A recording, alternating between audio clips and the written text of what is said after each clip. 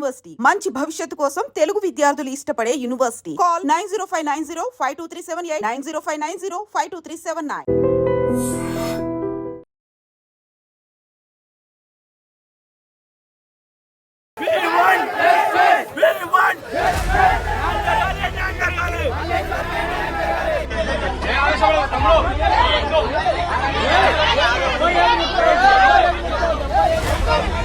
సిఐకి phone చేసి మాట్లాడతా, వీలైనంత తొందరగా అరెస్ట్ చేయమని మాట్లాడతా.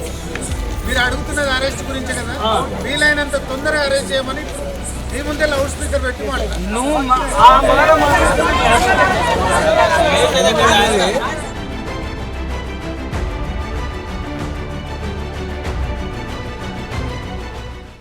నల్గొండ జిల్లాలో ఒక విషాదకరమైనటువంటి ఘటన అయితే జరిగింది. ఒకే ఊరికి సంబంధించిన వ్యక్తులు వీళ్ళిద్దరు కూడా, అంటే పరిచయం లేని వ్యక్తులు కాదు. అట్లాగే ప్రేమించుకున్నారు, దాని తర్వాత పెళ్లి కూడా చేసుకుందాం అనుకున్నారు. కానీ ఇక్కడ మోసపోయింది ఎవరు అంటే ఆ యువతి అని చాలా లేట్ గా గ్రహించడం జరిగింది. ఇంకా ఏం చేయలేని పరిస్థితుల్లో ఆమె ఆత్మహత్య చేసుకున్నటువంటి ఘటన అయితే వెలుగు చూసింది. యాక్చువల్లీ నల్గొండ జిల్లా బొకంతలపాడులో జరిగినటువంటి సంఘటన.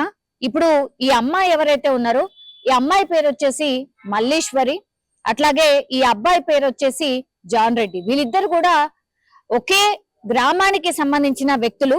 అట్లాగే ఈమె మల్లీశ్వరి స్టాఫ్ నర్స్ గా పనిచేస్తోంది హైదరాబాద్ నిమ్స్ లో.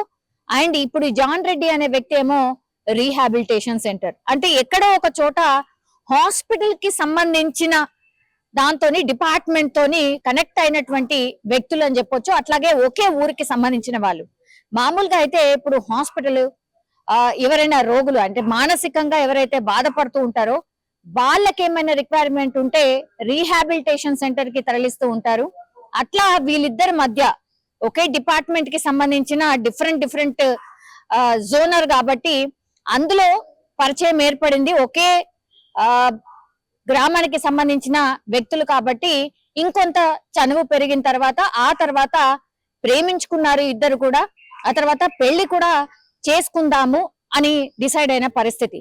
అయితే కొంత తొందరపడ్డం అయితే జరిగింది అనుకోవచ్చు ఈ జంట. ఎందుకంటే వీళ్ళు అంటే రిలేషన్ లో ఉండడం, ఎట్లాగో మ్యారేజ్ చేసుకుంటాం కదా అని అనుకున్నారో ఏంటో తెలియదు, కానీ ఇక్కడే యాక్చువల్లీ ఈ మల్లేశ్వరి అనే అమ్మాయి మోసపోవడం జరిగింది. ఎందుకంటే పెళ్లి చేసుకుందామని డిసైడ్ అయిన తర్వాత ఇప్పుడు జాన్ రెడ్డి ఎవరైతే ఉన్నారో ఆయన మొన్న 2 వారాల క్రితం ఆయన వేరే అమ్మాయిని పెళ్లి చేసుకోవడం జరిగింది. ఈ విషయం తెలిసిన తర్వాత మల్లీశ్వరికి అప్పుడు తెలిసింది పూర్తిగా నేను మోసపోయాను, నేను మాత్రం ప్రేమించాను, ఈ జాన్ రెడ్డి అనే వ్యక్తి మాత్రం అవసరాని కోసం ప్రేమించినట్టు నటించాడు తప్పించి అసలు నన్ను ప్రేమించలేదు అని ఆ తర్వాత గ్రహించింది ఈ అమ్మాయి.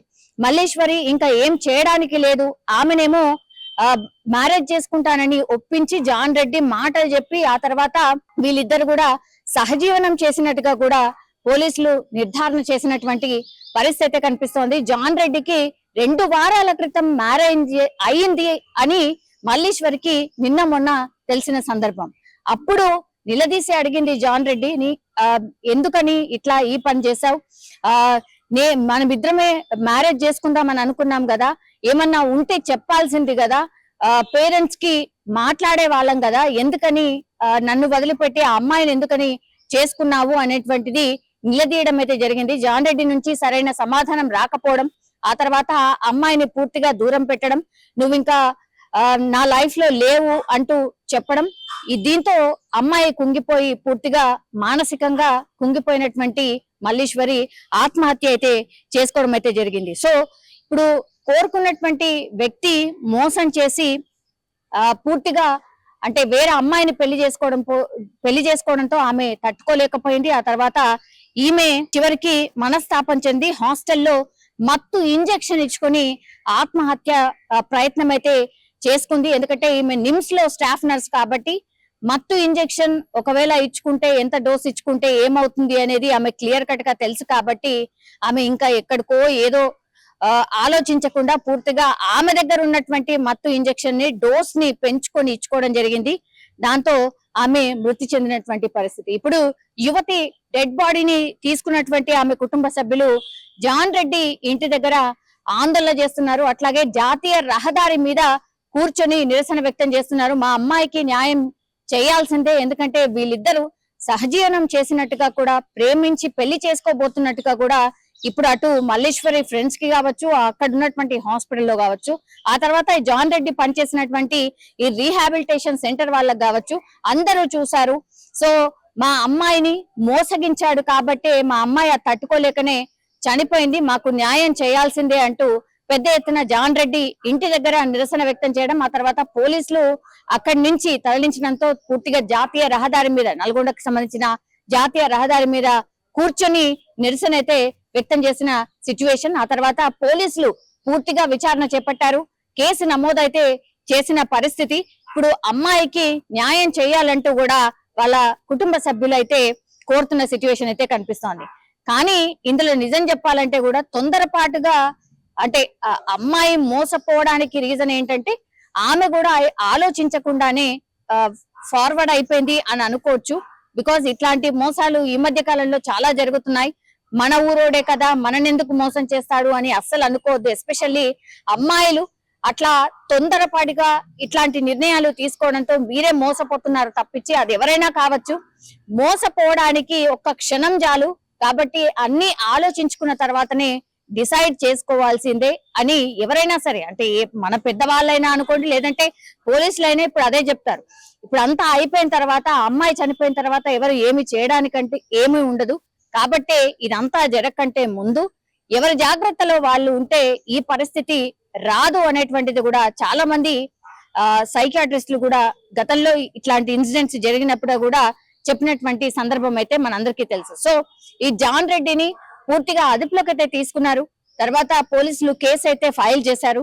మరి ఎట్లాంటి న్యాయం జరుగుతుందో ఏంటి అనేది చూడాల్సిందే.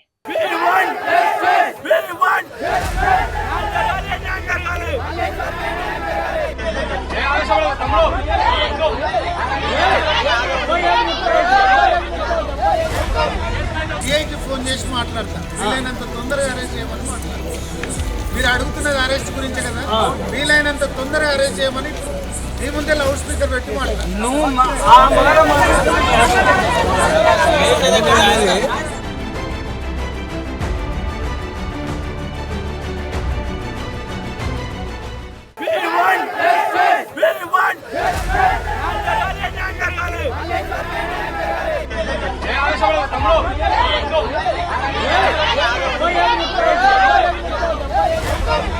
సిఐకి ఫోన్ చేసి మాట్లాడతా, వీలైనంత తొందరగా అరెస్ట్ చేయమని మాట్లాడతా.